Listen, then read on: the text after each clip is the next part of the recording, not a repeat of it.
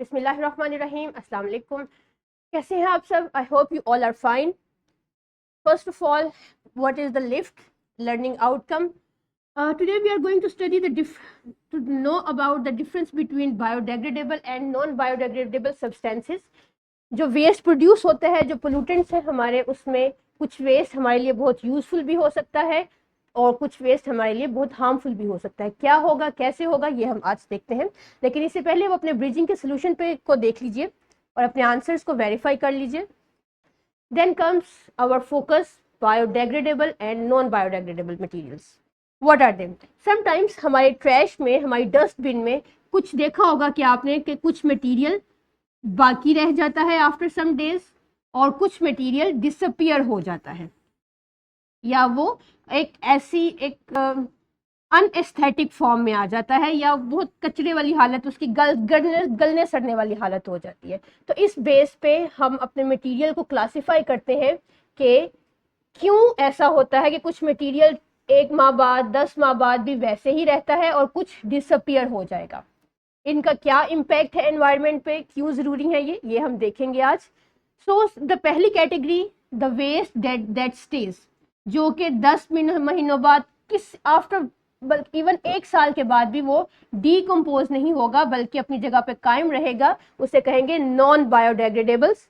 और नॉन बायोडेग्रेडेबल्स क्या है, डिफाइन कर लेते हैं। Pollutants, non biodegradables are the pollutants that do not break down naturally and can last for hundreds of years, allowing them to spread. ये कभी भी डिकम्पोज नहीं होते, नेचुरली एनवायरनमेंट में बाकी रहते हैं और जहाँ जहाँ भी ये जाएंगे वहाँ पे पोल्यूशन कॉज करेंगे और वहाँ लाइफ के लिए हैजर्ड का बाइस बनेंगे, खतरे का बाइस बनेंगे। अब ये हैं क्या? Glass bottles, glass material, plastic material और मेटेलिक मटेरियल, ये वो तमाम कैटेगरीज हैं जो नॉन बायोडेग्रेडेबल्स में आती हैं। जहाँ जहाँ भी आपका इन मटेरियल से बना हुआ कोई ऑब्जेक्ट, कोई चीज़ वहाँ पे मौजूद होगी, वो कभी भी डिकम्पोज नहीं होगी और एनवायरनमेंट के लिए एक हैजर्ड का बायस बनेगी, क्योंकि ये नॉन डिकम्पोजेबल है, ये सिंपलेस्ट सब्सटेंसेस में चेंज नहीं होती।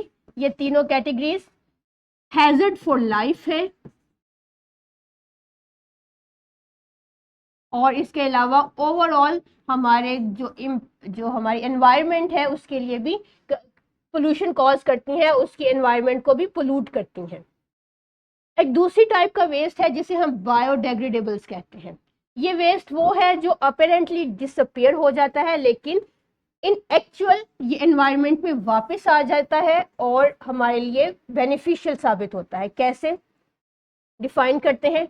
Biodegradable substances are the substances that can break down naturally, ये इनकी बेसिक डेफिनेशन है, by micro organisms decomposing over time.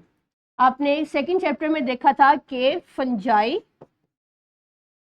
और बैक्टीरिया माइक्रो ऑर्गेनिजम्स हैं और ये क्या करते हैं कि ये नेचुरल वेस्ट को डीकम्पोज कर देते हैं इनटू सिंपलेस्ट सब्सटेंसेस। तो चूंकि ये एक वेस्ट मटेरियल को यूजफुल न्यूट्रिएंट्स में चेंज कर देते हैं, दैट्स वाई ये हमारी एनवायरनमेंट के लिए बेनिफिशियल है, जिसको जो वापस हमारे इकोसिस्टम को न्यूट्रिएंट्स या एनर्जी देते हैं। और ये कौन कौन से मटेरियल्स हैं? फूड स्क्रैप्स, पेपर प्रोडक्ट्स और कॉटन बेस्ड प्रोडक्ट, जिसमें फैब्रिक है, पेपर में कार्डबोर्ड एटसेट्रा, जितने भी पेपर बेस्ड प्रोडक्ट्स हैं, टिश्यूज एटसेट्रा, वो तमाम के तमाम डीकम्पोजेबल है। फूड स्क्रैप्स, जो खराब खाना है हमारा, या जो वेजिटेबल्स और फलों के छिलके हैं, वो तमाम के तमाम बायोडेग्रेडेबल्स में आते हैं। अब ये होता क्या है, इनका साइकिल कैसे ये यूजफुल न्यूट्रिएंट्स में चेंज होते हैं? वेस्ट मटेरियल के ऊपर माइक्रो ऑर्गेनिजम्स अटैक करेंगे, इसे ब्रेक डाउन करेंगे, डीकम्पोज करेंगे हार्मलेस सब्सटेंसेस में, इन बल्कि मुझे कहना चाहिए यहाँ पे बेनिफिशियल सब्सटेंसेस में।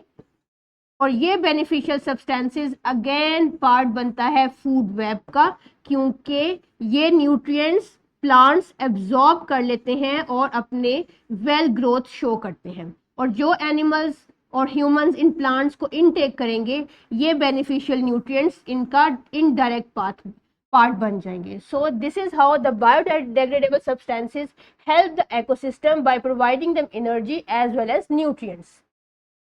What is the key difference? Key difference is in one word, decomposition. जब भी बायोडिग्रेडेबल और नॉन बायोडिग्रेडेबल में आपको डिफरेंस करना हो तो एक लफ्ज याद रखिएगा, डीकॉम्पोजिशन. डीकॉम्पोजिशन, नॉन बायोडिग्रेडेबल्स डीकम्पोज नहीं होते जबकि बायोडिग्रेडेबल्स डीकम्पोज हो जाते हैं. और इससे फायदा क्या होता है? दे decompose and become nutrients for plants and other animals और living beings.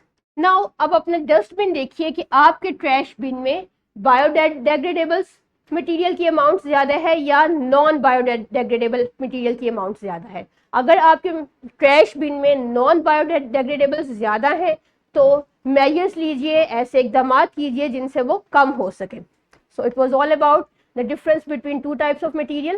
Then comes the formative check, which is on your textbook and workbook, and for Thrive you will consult your workbook and will submit it to your teacher.